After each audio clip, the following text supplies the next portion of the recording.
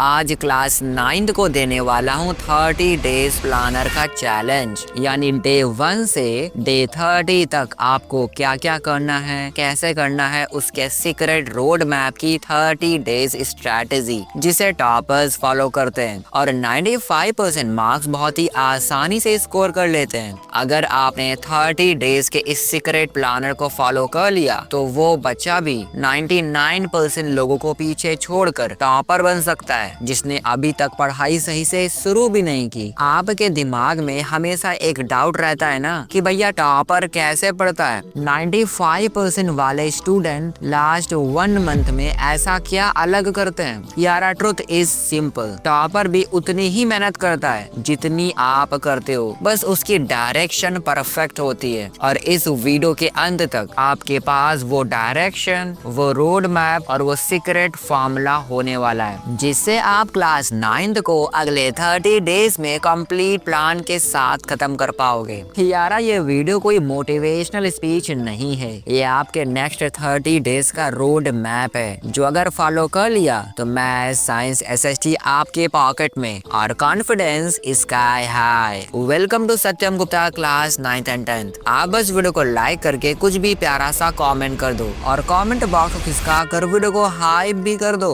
Let's start the video. तो चलो भैया सबसे पहले बात करते हैं point number 1, 9th class syllabus understanding. तो यार जैसा कि आपको पता है कि आपकी मैथ्स में 12 चैप्टर्स हैं और उतने ही चैप्टर्स साइंस में भी है। एसएसटी में थोड़े ज्यादा हैं 20 चैप्टर्स, यानी टोटल आपके पास 44 चैप्टर्स हैं। अब चूंकि आपके पास 30 डेज ही हैं, इसलिए हम ट्राई करेंगे एक दिन के अंदर 2 चैप्टर्स को निपटाने का। लेकिन भैया ये होगा कैसे? तो यार इसका एक्सप्लेनेशन पॉइंट नंबर 2 में देखने को मिलता है जो कि है डे वाइज टाइम डिवीजन। देखो दोस्त, आपके पास 30 डेज हैं जिसमें से स्टार्टिंग के 22 डेज हमें डेडिकेट करने पड़ेंगे सिलेबस के ऊपर और इन 22 डेज में आपको 44 चैप्टर्स को निपटाना है। लेकिन भैया ये होगा कैसे? यार कुछ भी करके आपको एक दिन में 2 चैप्टर्स को निपटाना होगा, तब जाके 22 डेज में आप 44 चैप्टर्स को निपटा पाओगे। उसके बाद नेक्स्ट 5 डेज में आपको फुल रिवीजन करना है और टेस्ट देना है। और मैंने लास्ट के 3 डेज आपके लिए बचा के रखे हैं बैकअप के तौर पे और डाउट डेज वगैरह के तौर पे। अगर आप लेट होते हो तो ये 3 डेज आप यूज कर सकते हो। मेरे दोस्त अब बात करते हैं पॉइंट नंबर 3, वीकली पैटर्न। ये वीकली पैटर्न आपको ये बताएगा कि आपका हफ्ता, आपका वीक देखने में कैसा दिखाई देगा। तो यार देखो, आपका वीक स्टार्ट होगा मंडे से लेके फ्राइडे तक आपको न्यू टॉपिक्स करने हैं, मैथ्स के, साइंस के, एसएसटी के और जो भी न्यू टॉपिक्स आप करना चाहते हो। इसके बाद सैटरडे का दिन आपको डेडिकेट करना पड़ेगा वीकली रिवीजन के ऊपर और थोड़े से टेस्ट के ऊपर। संडे का दिन आपके लिए बैकअप का डे होने वाला है, वीक टॉपिक्स को डेडिकेट करोगे और प्रैक्टिस करोगे। तो ऐसा दिखाई देगा आपका वीक। तो यार पॉइंट नंबर 4 है time table,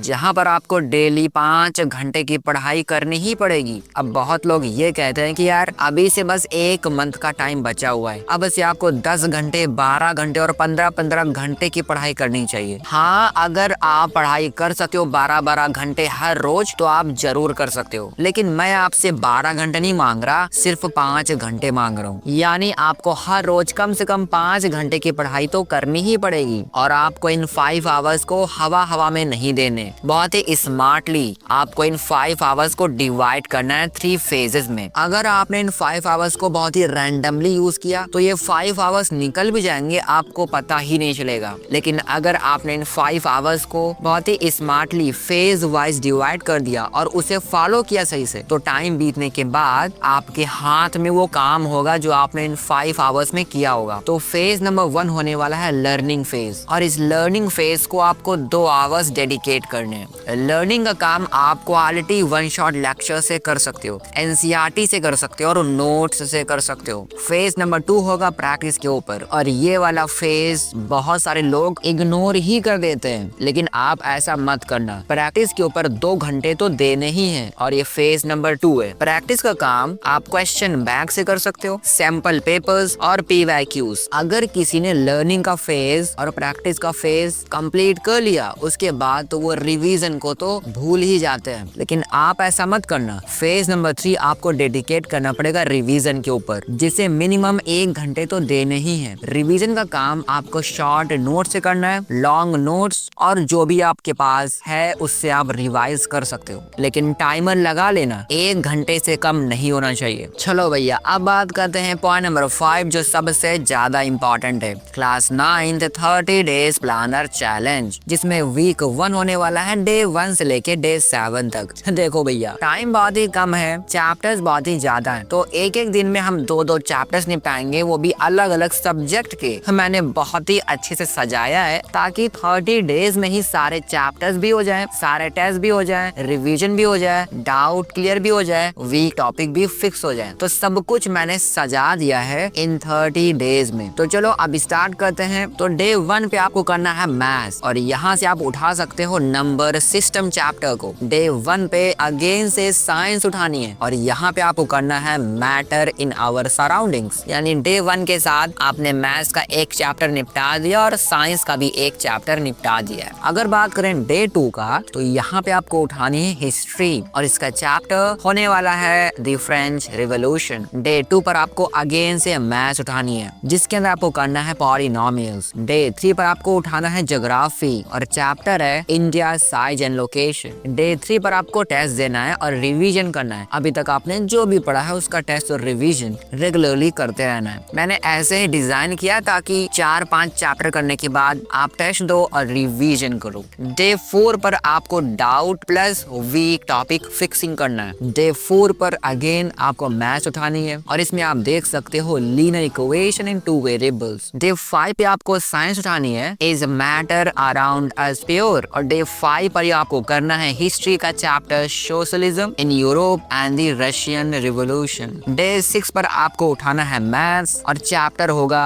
corner geometry. Day 6 पर ही आपको ज्योग्राफी उठानी है, physical features of India. Day 7 आते आते आपको अगेन से टेस्ट देना है और रिवीजन करना है। डे 7 पर ही आपको करना है doubt plus week topic fixing. जो भी वीक टॉपिक्स होते हैं उन्हें फिक्स करना। लेकिन भैया हमें याद कैसे रहेगा कि हमें डे 1 पे क्या करना है, डे 2 पर क्या करना है, डे 3 पर क्या करना है? क्या हम बार बार इस वीडियो में आएंगे और चेक करेंगे? बिल्कुल नहीं। जितनी भी स्लाइड मैंने यूज किया है, मैं इन सारी स्लाइड्स का पीडीएफ बनाकर अपने टेलीग्राम पर डाल दूंगा, वहां से आप इसे डाउनलोड करके देख सकते हो, और अगर चाहो तो अपने हिसाब से भी इसे एडजस्ट कर सकते हो। लेकिन आइडिया आप ऐसा ही रख सकते हो, आप एक दिन बैठो 10 से 20 मिनट, और या फिर मेरा प्लानर आप अपने कॉपी में नोट कर लो, या फिर अपने हिसाब से एक प्लानर बना लो और उससे ही आपको 30 डेज तक फॉलो करना है। तो भैया आगे बढ़ते हैं। डे 8 पे आपको करना है science, atom and molecules. Day 8 पर ही अगेन आपको मैथ्स उठानी है, introduction to Euclid geometry. Day 9 पे आपको उठाना है economics, the story of village Palampur. Day 9 पर ही साइंस उठानी है, structure of the atom. Day 10 पे आपको सिविक्स उठानी है, what is democracy, why democracy. Day 10 पर history, nazism and the rise of Hitler. Day 11 पे आपको doubt plus week topic fixing plus test plus revision, इतना काम करना है डे 11 पे। और इतना ही नहीं, डे 11 पे आपको साइंस भी उठानी है, the fundamental unit of life यानी शेल। डे 12 पे आपको उठाना है maths, lines and angles. Day 12 पे आपको इकोनॉमिक्स उठानी है, पीपल एज रिसोर्सेज। डे 13 पे साइंस, इश्यूज।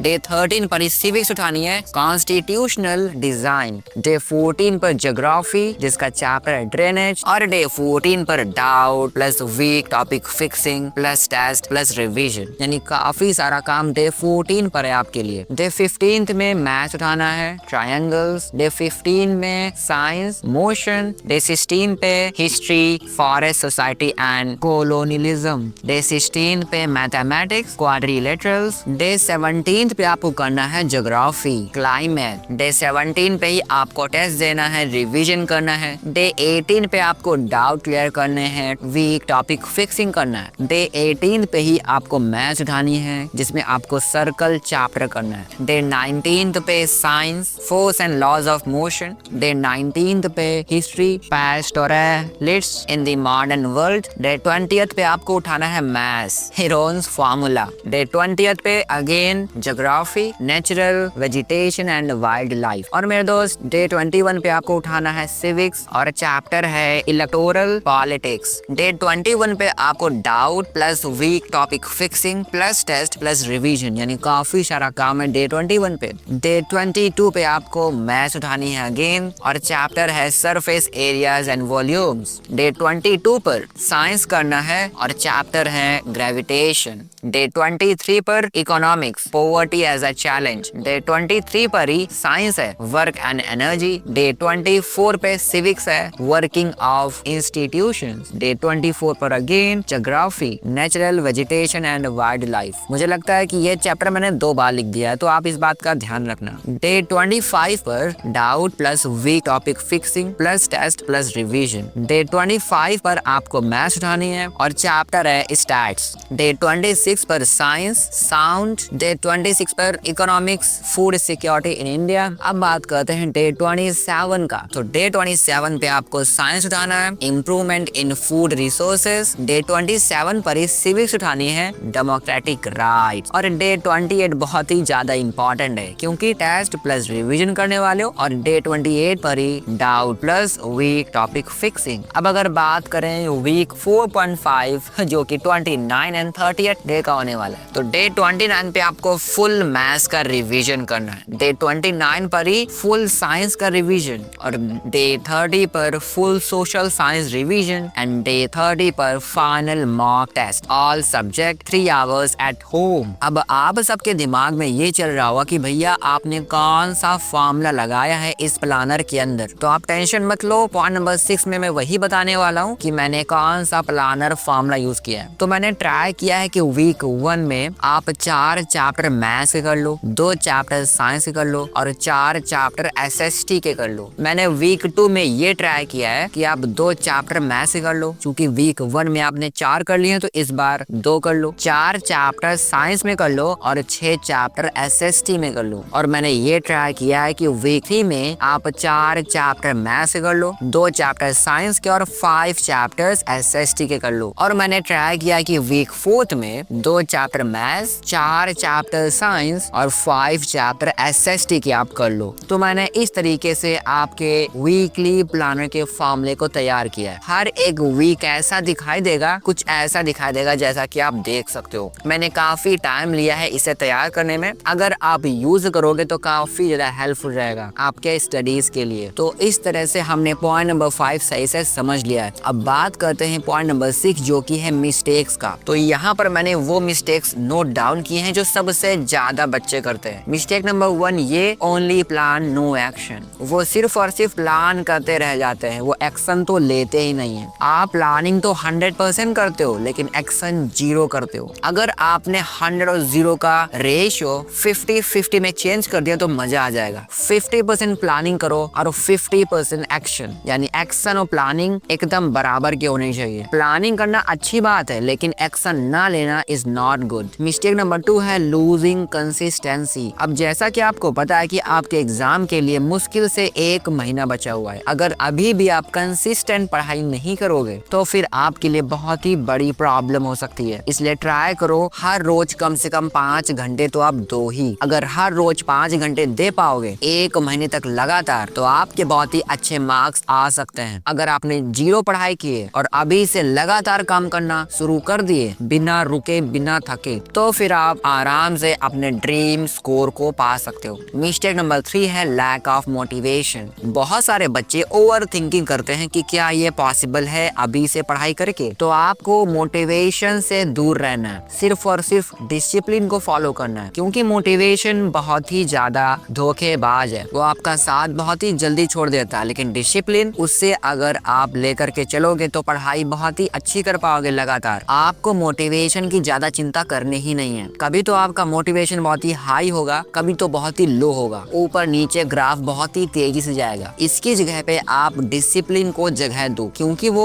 हर रोज बहुत ही लंबे लंबे जंप नहीं करेगा बल्कि कंसिस्टेंट तरीके से आपका साथ देगा। कभी 10 घंटे की पढ़ाई, कभी 0 घंटे की पढ़ाई बिल्कुल भी अच्छी नहीं है, लेकिन हर रोज सिर्फ 5 घंटे की पढ़ाई डिसिप्लिन के साथ वो बहुत ही ज्यादा जरूरी है। मन करे या ना करे पढ़ाई करनी ही पड़ेगी, क्योंकि 1 महीने बाद आपके एग्जाम है। मिस्टेक नंबर 4 है नो टाइम लिमिट। अब बहुत सारे बच्चे टाइम लिमिट को भूल जाते हैं। वो भूल जाते हैं कि एग्जाम उनके सर पर खड़े हुए हैं। वो लास्ट टाइम तक अपने सिलेबस को खींच करके ले जाते हैं, लेकिन ऐसा नहीं करना है। टाइम लिमिट के अंदर आपको सारे काम फिनिश कर लेने हैं, क्योंकि लास्ट में आपको बस बस मॉक टेस्ट देने। आज और अभी से आप ये तय कर लो कि किस डेट तक आप अपना पूरा सिलेबस खत्म कर लोगे, किस डेट तक आप सारा रिवीजन फिनिश कर लोगे, किस डेट तक आप सारा प्रैक्टिस वगैरह कंप्लीट कर चुके होगे और किस डेट पर आते आते आप मॉक टेस्ट देना शुरू करोगे। और याद रखो, जो भी डेट आपने तय की है उस डेट तक वो काम हो जाना चाहिए। तो भैया अब बात करते हैं पॉइंट नंबर 7, सरप्राइज। और ये कोई बहुत ही बड़ा सरप्राइज नहीं है, बहुत ही छोटा सा है। मैं आपके लिए बनाने वाला हूँ क्लास 9 मैथ्स के लिए मोस्ट एक्सपेक्टेड क्वेश्चंस जो क्लास 9 मैथ्स एग्जाम में आने वाले हैं। आपके लिए new and interesting consistent quality videos आने वाली हैं। बहुत सारे ऐसे टॉपिक पे मैं काम कर रहा हूँ जो आपके लिए काफी ज्यादा हेल्पफुल होने वाले हैं। यार अब बात करते हैं जल्दी से फाइनल मैसेज का, जो मुझे बहुत ही पसंद है और इसे लिखते हैं Martin Luther King junior. Martin कहते हैं, if you can't fly then run, if you can't run then walk, if you can't walk then crawl, but whatever you do you have to keep moving forward. इन 4 lines में बहुत गहरा meaning छुपा हुआ है। इसे ध्यान से पढ़ो और समझो, और सिर्फ समझो ही नहीं, इसे इम्प्लीमेंट भी करो। And at the end I will say, if you find this video helpful then don't forget to like it and share with one of your friends. And in these videos I am putting so much effort, so please keep supporting. And if you want to know how to score 95% marks in just 1 month, you can watch the video on the screen. You can watch by clicking on the screen.